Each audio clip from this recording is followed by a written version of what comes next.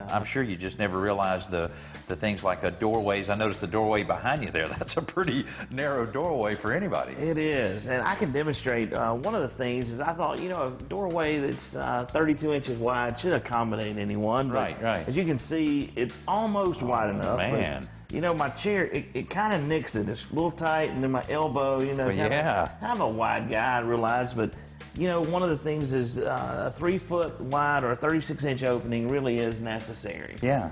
And, I'd always thought about that in my head, but now as I'm in this condition, I really do realize it. Phil has removed this door from its hinges to allow access, but a helpful solution for this situation might be the swing-away hinge, which allows the door to move out of the opening as it's opened.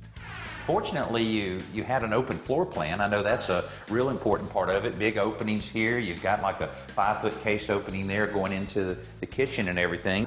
We knew for resale purposes that we wanted to have the most marketability, and we knew that we needed to have an open floor plan. Boy, this is very important. It'd be rough if this was all carpet. The hard surfaces really do make a difference, Danny. I know if I did not have the tile and the hardwood, it would be impossible to navigate.